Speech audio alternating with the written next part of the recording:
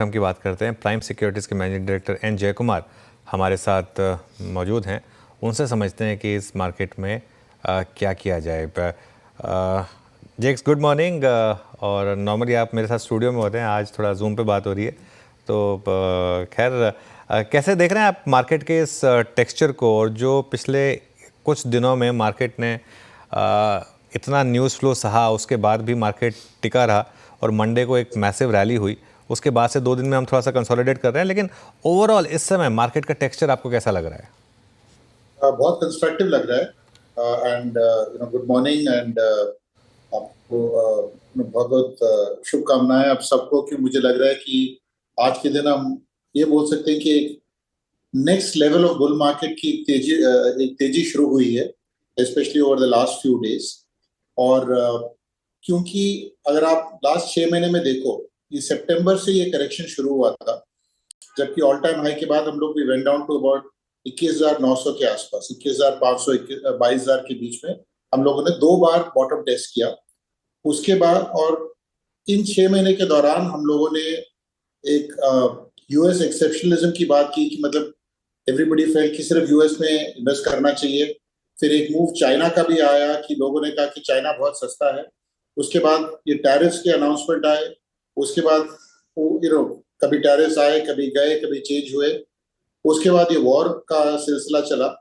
तो ये 4-5 जो बड़े अनसर्टनिटीज हैं, उसके बाद क्या आप देखने को क्या मिल रहा है कि जो डॉलर इंडेक्स 110 तक गया था, वो आज 100 के आसपास है। हालांकि 98 तक जाके थोड़ा रिकवरी हुआ है, लेकिन मुझे लग रहा है ये 100-101 के रेंज से वापस ये 92-93 की तरफ जाएगा। और इसका कारण एक ही है कि बहुत सारा जो ट्रस्ट यूएस मार्केट्स में था, वो मेरे हिसाब से वो ट्रस्ट, विश्वास, वो काफी हद तक उठ चुका है। क्योंकि जो ऐसे पॉलिसीज ट्रंप अनाउंस करते हैं कि सुबह कुछ बोले, शाम को कुछ और बोले, अगले दिन कुछ और बोले, तो किसी को कोई भरोसा नहीं कि ये कोई कंसिस्टेंट पॉलिसी रहेगा कि नहीं रहेगा। और हर चीज जहां पर उनका खुद का फायदा है, या उसी ऐसी पॉलिसीज अनाउंस हो रही है, कोई लॉन्ग टर्म कंसिस्टेंसी नहीं है। और टैरिफ्स जो लगाए थे 145% तक चाइना पे, वो घट के 30% आ गए। तो कुछ ही, कोई भी अनाउंसमेंट का मतलब कोई सैंक्टिटी या कोई विश्वास, कोई मूल नहीं रह गया है। तो इस माहौल में जो चाइना ने 10-15 साल ये जो ट्रस्ट डेफिसिट सहा, कि लोग बोले कि भाई चाइना में जाओ तो पैसे बनते नहीं है, ठीक उसी तरह पॉलिसीज को लेके काफी हद तक यूएस को मुझे लगता है कि डैमेज हुआ है। और इमर्जिंग मार्केट्स और कुछ करेंसीज आर द बेनिफिशियरीज। और आप ये भी देखोगे कि जहां पर लोग बोल रहे हैं कि अमेरिका में रिसेशन तक हो सकता है, फिर भी उनकी यील्ड्स बढ़ते जा रहे हैं, जो बहुत क्रिटिकल है। ये 2 चीजें लोग देखते नहीं है, एक तो है डॉलर इंडेक्स, और दूसरा है ये जो यील्ड्स, जो अमेरिका जिसके बैलेंस शीट में 32 ट्रिलियन का डेट है, वो कैसे ये रीफाइनेंस करेगा। 9 ट्रिलियन ये साल रीफाइनेंस करना है उनको, और कैसे वो करेगा जब इंटरेस्ट रेट्स बढ़ रही हैं। ये एक बहुत बड़ा इशू है जो डॉलर के स्ट्रेंथ को अंडरमाइन कर सकता है। ये नॉर्मली लोग देखते नहीं है कि 30 ईयर बॉन्ड जो है, लॉन्ग बॉन्ड जिसको कहते हैं, वो 5% तक आ चुका है। 4.5% इज अ 10 ईयर बॉन्ड। और 2 साल का जो है वो ऑलरेडी 4% क्रॉस कर चुका है। ये बहुत ही, मैं अंडरलाइन करना चाह रहा हूँ, ये बहुत ही चिंता का विषय है। क्योंकि अमेरिका अगर अपना डेट रिफाइनेंस नहीं कर पाता, इसका मतलब पैसा अमेरिकन मार्केट से, हालांकि इक्विटी मार्केट्स में अभी भी स्ट्रेंथ है, लेकिन डेफिनेटली बॉन्ड से पैसा बाहर जा रहा है।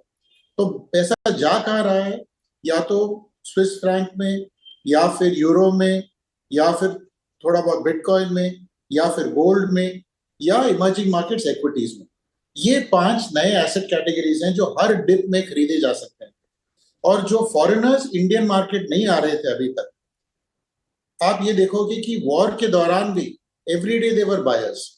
एंड हर डिप में मुझे लगता है फॉरेन पैसा आएगा, एलोकेशन का पैसा आएगा जो इमर्जिंग मार्केट में जाता है। और अगर एलोकेशन नहीं तो डायरेक्ट इन्वेस्टमेंट भी आएगा।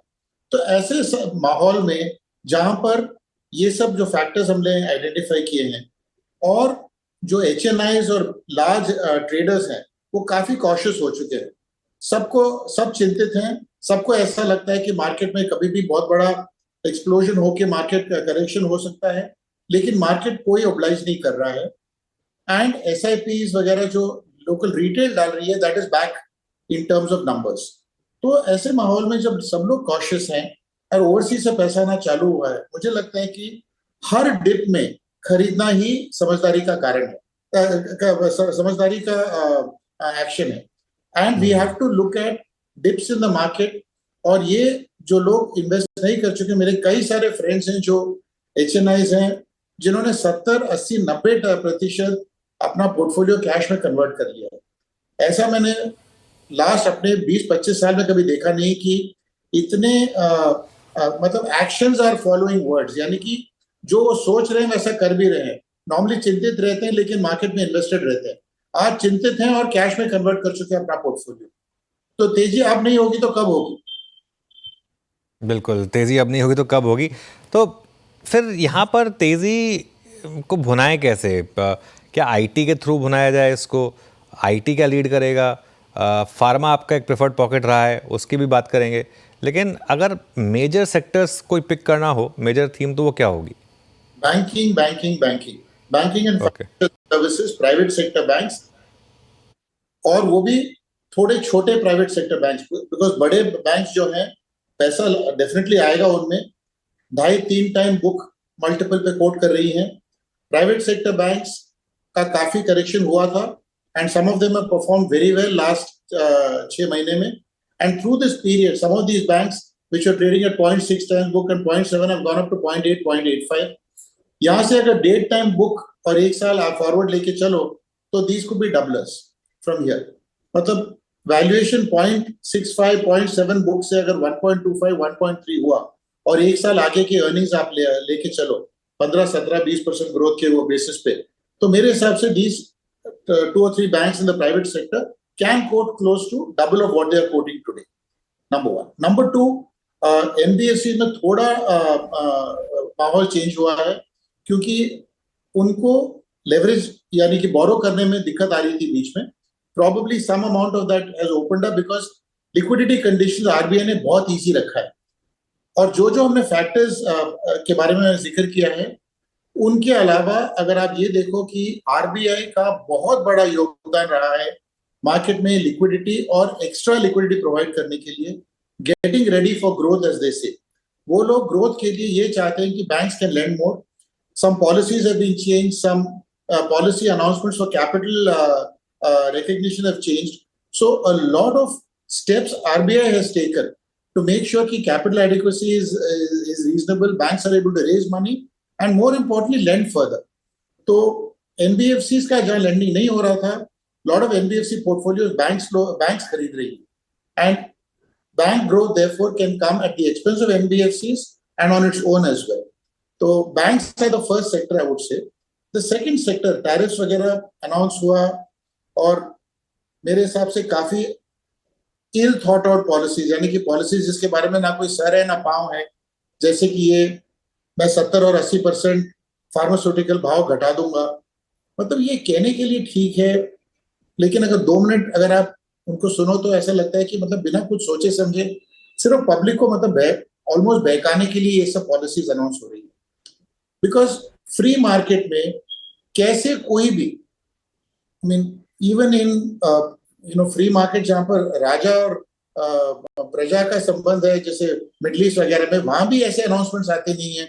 जो एक बिगेस्ट डेमोक्रेसी में फ्री मार्केट में अनाउंसमेंट्स आ रही हैं कि 50 से 80% हम भाव घटा देंगे और अमेरिका में ट्रिलियंस ऑफ डॉलर सेव कर देंगे। एक्चुअली क्या है, वहां पर प्रॉब्लम है मिडिलमैन का, यानी कि जो फार्मास्यूटिकल के दलाल हैं वो इंडिया से जैसे या बाकी कंट्री से अगर $1 में गुड्स लैंड करती हैं यूएस में और उसका पेटेंटेड इक्विवेलेंट $10 या $15 में बिकता है, तो ये जो जेनेरिक्स हैं $1 का $5 करके ये मिडिलमैन बेचते हैं।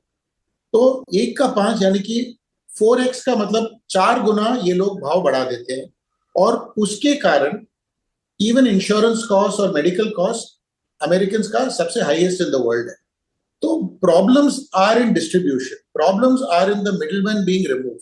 Not in terms of pricing. In fact मैं तो ये बोलूंगा, अगर मेडिकल भाव या मेडिकल बिल्स आपको घटाने हो तो सबसे पहले आपको ये समझना होगा कि कहां से सबसे सस्ते मेडिकल या दवाई कहां से आते हैं, which is in whether China और इंडिया और वेरेवर। और चाइना पे आज भी 30% मतलब टैरिफ लागू है।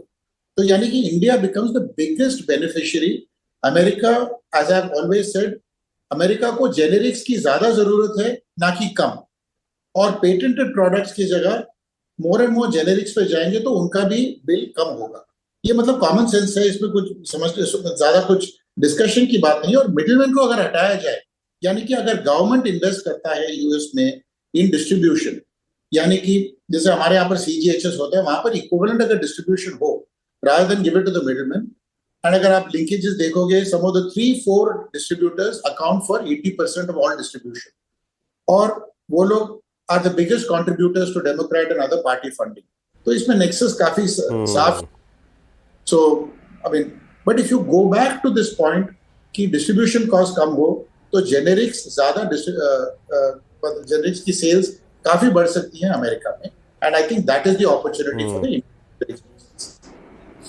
ओके। अच्छा जयकुमार सर, आप एग्जैक्टली बैंक्स पे एनबीएफसी से बात करते करते फार्मा पे आ गए, तो मैंने आपको रोका नहीं, लेकिन ये नॉन लेंडिंग स्पेस में आज बड़ी इस वक्त धाक है एक्सचेंजेस की। Look at BSE eight all time high, MCX generating momentum, entire capital market theme is doing well.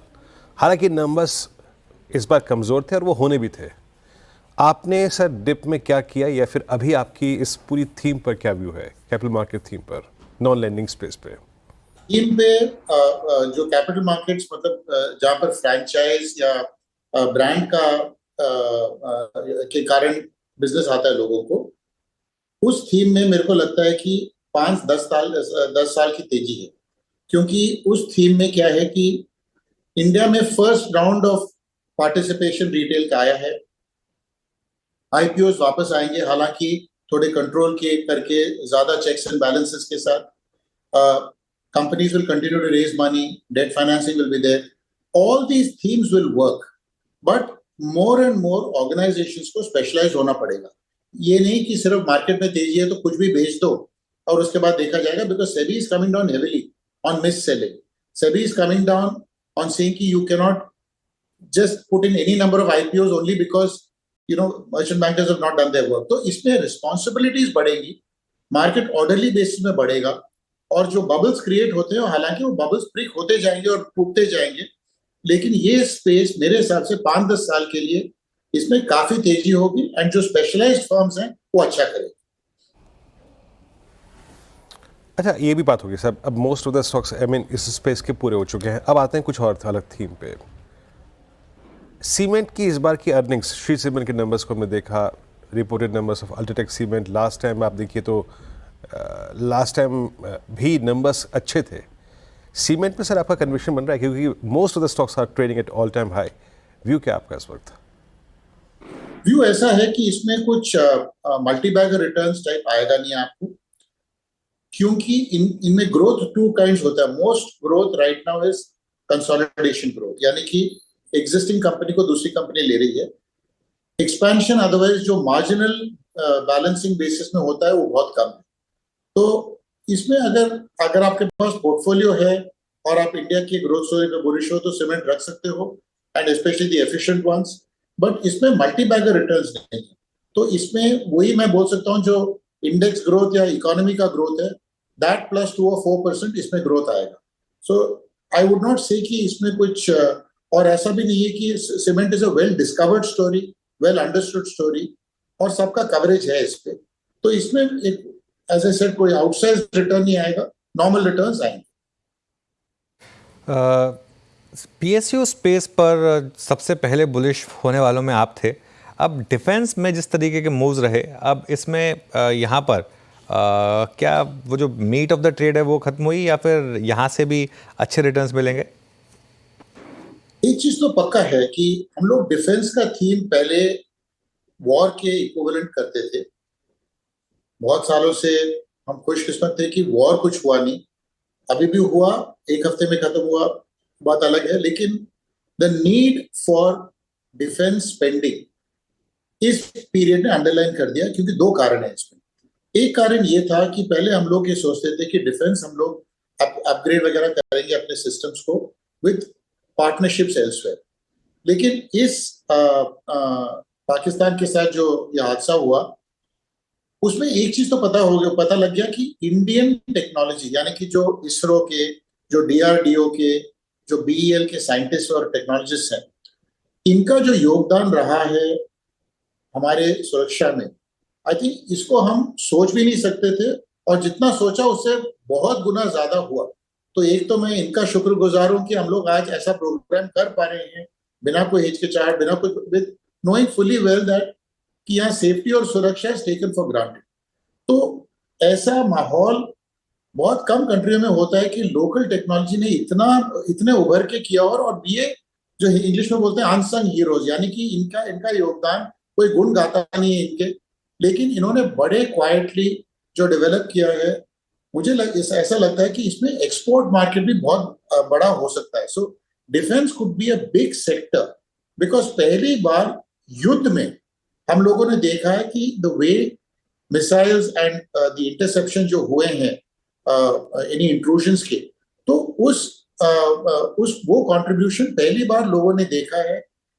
Literally आप बीती बोलते हैं, in front of our eyes we have seen this. So I think both from domestic production point of view or exports में, I think the Indian defense industry has come of age. So मुझे लगता है कि ये एक sector है जो पहले सेक्टर एक डिफेंसिव टाइप था या गवर्नमेंट स्पेंडिंग पे निर्भर था, मुझे लगता है आगे जाके ये एक बहुत बड़ा सेक्टर ऑन इट्स ओन बनेगा एंड एक ग्लोबल सेक्टर बनेगा। स्ट्रॉन्ग कन्विक्शन सर आपका इस पूरे डिफेंस स्पेस पे। जय कुमार सर, बहुत बहुत शुक्रिया, आप इस कार्यक्रम में शामिल हुए, सभी सेक्टर्स पर अपनी राय रखी आपने, बहुत बहुत शुक्रिया सर।